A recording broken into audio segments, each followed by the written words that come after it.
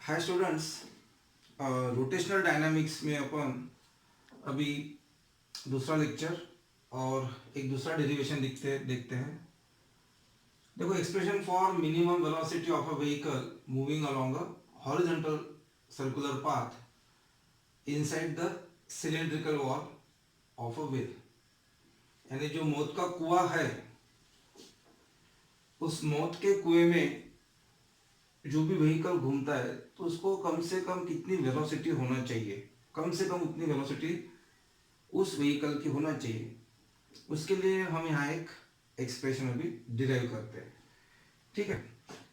So consider a wheel, suppose this is the wheel.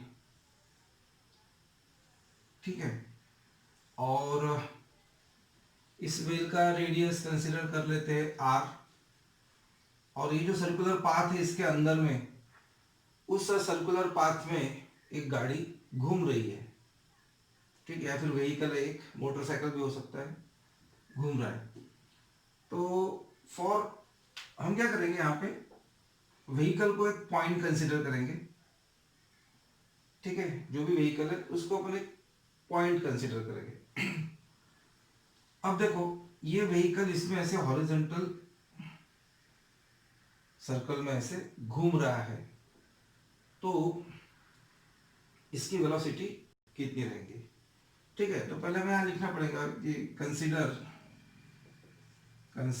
A vehicle of mass m is moving in horizontal circular path inside a wheel.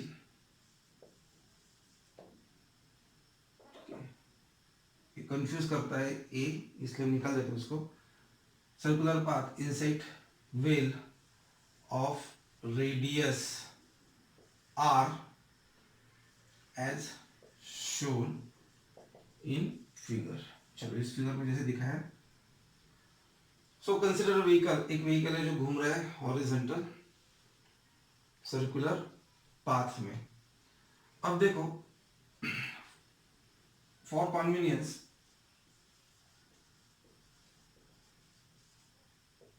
Late vehicle is a point.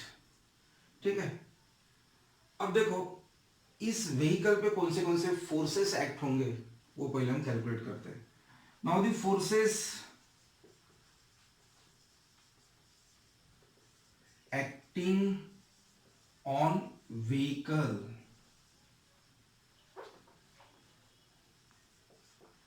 देखो, इस vehicle पे कौन से forces act होंगे। पहले तो एक force है वेट ऑफ द व्हीकल, यानी ग्रेविटेशनल फोर्स। ये डाउनवर्ड डायरेक्शन में एक्ट होगा और वो कितना रहता है mg। तो मैंने इस वेक्टर से दिखाया। ठीक है। लेट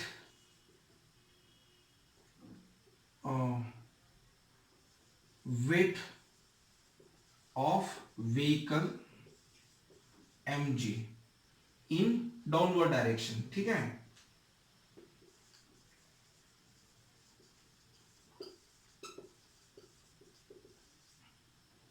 अब देखो, ये वेट mg डाउनवर्ड डायरेक्शन में एक्ट हो रहा है, इसको हमने इस वेक्टर से देखा है।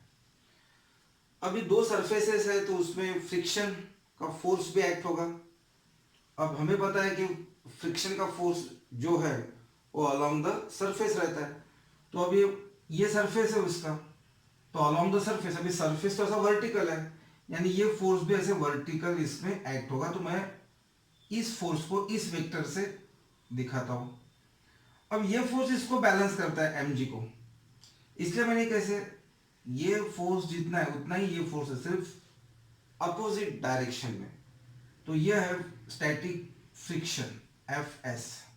तो दूसरा फोर्स है force of static friction Fs which balances mg। ठीक है, इस फोर्स ने mg को बैलेंस किया है, उतना ही है अपोजिट डायरेक्शन में। अब और कौन सा फोर्स एक्ट होता है, देखो अब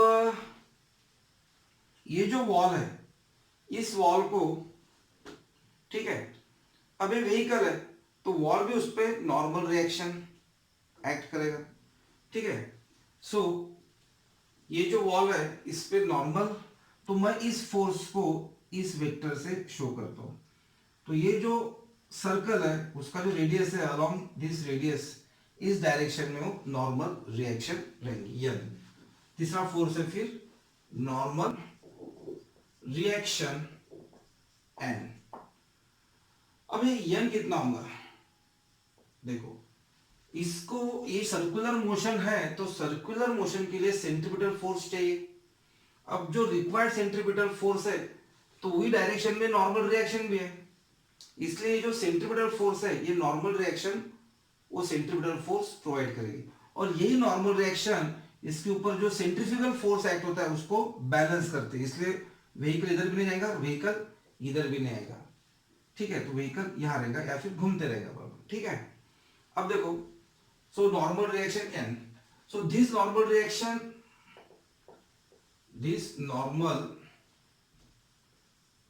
reaction provide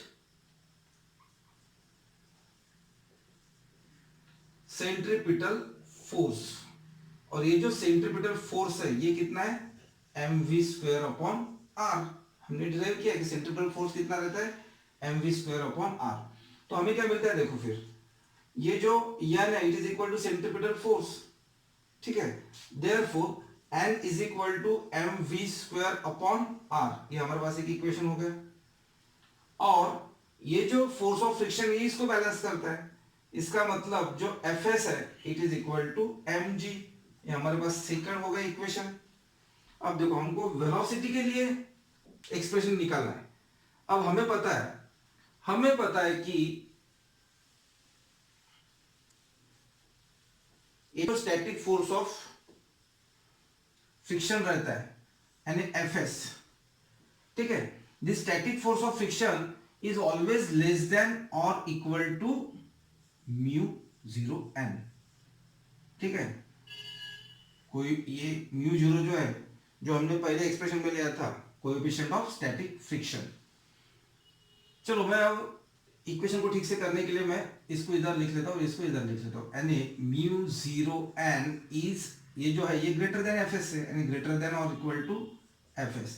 हमें ये पता है कि ये स्टैटिक फ्रिक्शन इससे ज्यादा नहीं हो सकता है, ये स्टैटिक फ्रिक्शन कम रहेगा, यानी ये फोर्स ज्यादा रहेगा स्टैटिक फ्रिक्शन से।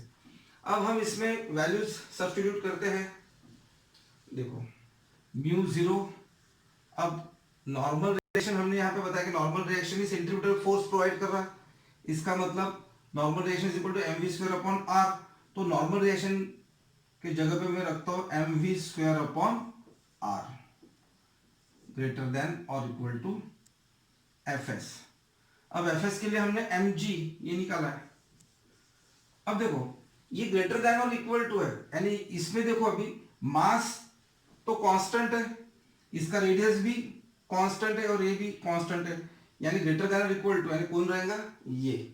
इसलिए हम क्या करते हैं कि यहां पर इसकी मिनिमम वैल्यू, ठीक है ना, तो ये होगी मिनिमम वैल्यू इसकी वेलोसिटी की हम निकाल रहे हैं, क्योंकि ये वेलोसिटी की वैल्यू इससे फिर ज्यादा या इक्वल आएगी। चलो अभी आगे सॉल्व करते हैं। ये m यहां से कट हो गया, r को हम इधर लेके आते हैं, देखो ये पहले g था और r इधर आ गया, तो r g, और म्यू इधर आएगा तो ये म्यू 0, और ये हो गया v स्क्वायर। ठीक है, अब देखो v square is equal to,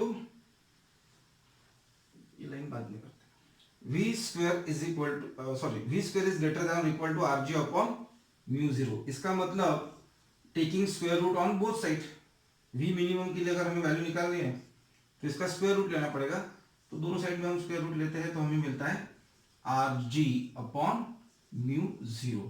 so v minimum के लिए हमें एक्सप्रेशन मिलेगा, v minimum is greater than और equal to R G upon mu zero. ठीक है।